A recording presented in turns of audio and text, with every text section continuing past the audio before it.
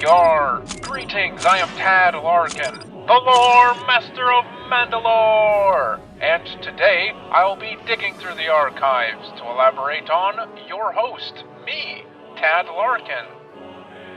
Tad Lar'kin was born on Corellia 40 years before the Battle of Yavin to a Mandalorian father and a Naruatai or non-Mandalorian mother. His father, Jace Lar'kin, was a Mandalorian mercenary, fighting for the true Mandalorians during the Mandalorian Civil War. However, he went missing in action during the Battle of Gorda 6 in 52 BBY, and spent 8 years trying to regroup with his Mandalorian comrades. His search brought him to Corellia, where the final showdown between Manda-LORE Jango Fett and the Death Watch leader Tor Vizsla took place, and it is here where he gave up on his search and fell in love with a local woman and settled down. For reasons unknown to Tad until later in his life, his father left when he was very young. However, love notes to his mother and sums of credits to both of them continued to be sent from him during his childhood. He grew up hearing tales of his father and the Mandalorians, and became very interested in the Mandalorians, other cultures, and history in general. He loved learning how the galaxy around him took shape and became as it was. This led him to study history and archaeology, and by the time he was 18, he was the youngest human student to ever graduate the University of Coruscant. However, with the outbreak of the Clone Wars in 22 BBY, he had a hard time finding work in his field of study. With his fascination of the Mandalorians, Mandalorian history, and a desire to find and meet his father still fresh in his heart since childhood, Tad left home and booked passage to Manda-LORE, something his peers thought was absolutely crazy, but they supported him nonetheless. Upon touching down in Keldabe, Tad was in awe of this society, watching the people go about their daily lives in full customized battle armor, and speaking their harsh-sounding language. However, this also made Tad a target. He stuck out like a sore thumb, and when he wandered into the Oyubat Tavern, a couple of former Death Watch Mandalorians picked a fight with him over an accidental spilled drink, and would have caved his head in with their fists if another Mandalorian hadn't stepped in and saved him. Tad's Mandalorian savior offered him to stay the night at his dwelling on the outskirts of Keldabe, for fear that he'd get into more trouble with the locals, and a wary Tad Lar'kin reluctantly agreed.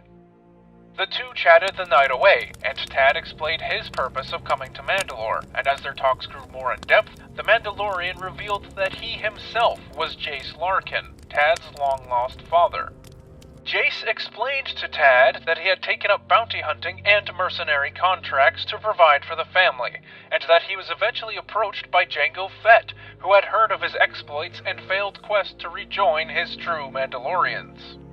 Jango offered him the opportunity to join him and 99 of the best fighters he could muster in an audacious task to train the finest army ever created, a clone army that would eventually be used by the Galactic Republic in the war to come. He agreed. However, the only stipulation was that he could never come in contact with his friends or family again. The moment he set foot on Kamino, Jace Lar'kin became Koi Valdar, Mondoa for those who no longer exist, and although he could never see his family again, he was able to send them a massive amount of credits for his work training the clones, which in turn allowed Tad to be able to attend the University of Coruscant. Tad was able to reconcile with his father, and during those 3 years of the Clone Wars, he stayed with him, as his father taught him more than he had ever known about the Mandalorian culture, and, more importantly, taught him how to fight, shoot, hunt, and fly. By his 21st birthday, Tad had forged his own set of Mandalorian Beskar Gam, and with the aid of Jace, completed his Vertgoten, or Rite of Passage. These relatively happy years of getting to know his father and becoming one with his heritage were short-lived, as in 19 BBY, the newly formed Galactic Empire sought to establish a foothold on Manda-LORE, which they eventually did. For a few years, the Empire's presence was barely noticeable. However, their grip on the world grew tighter and tighter, until eventually the Empire maintained complete control of the planet, slowly stripping the Mandalorians of their freedoms until enslaving most of them.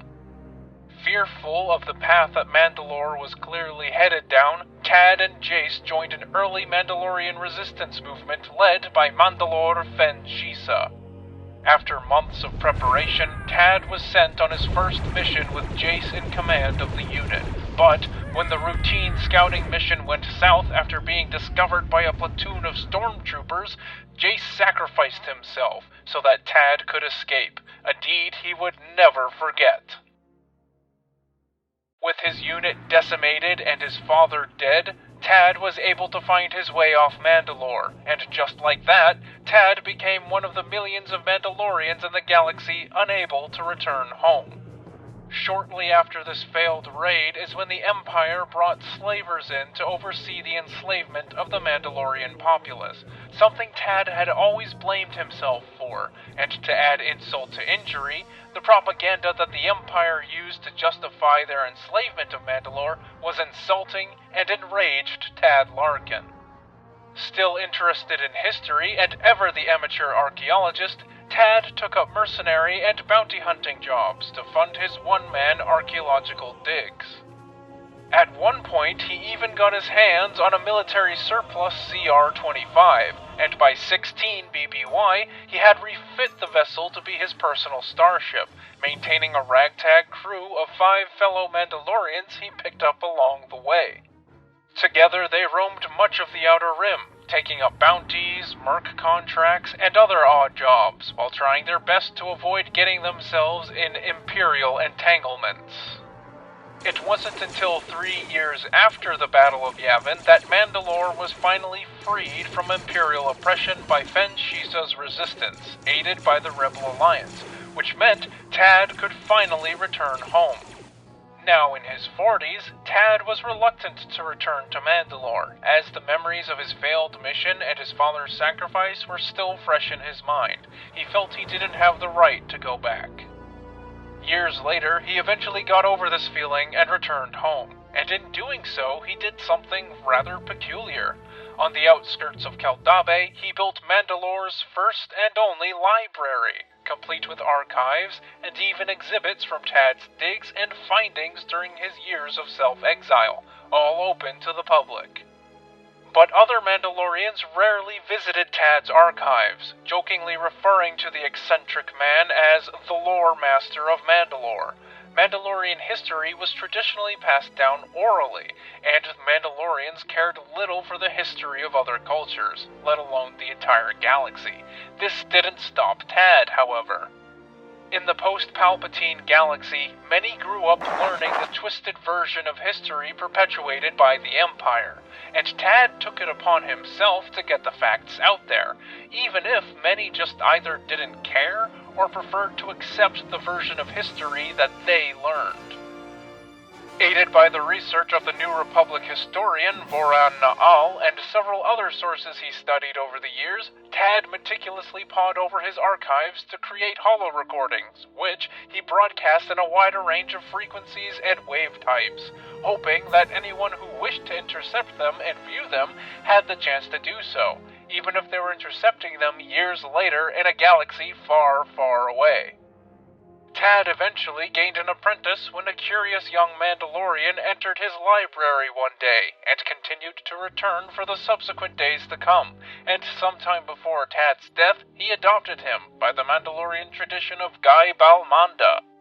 After Tad's death, circa 50 ABY, his adopted son continued his father's work of researching and putting together holovids to subsequently broadcast, donning his armor and taking up the name Tad Lar'kin, that would eventually become a mantle among the progenitors of Clan Lar'kin. Other individuals would take up the mantle of Tad Lar'kin, collecting information, researching, and broadcasting well past 140 ABY, continuing the legacy of the one and only Mandalorian historian.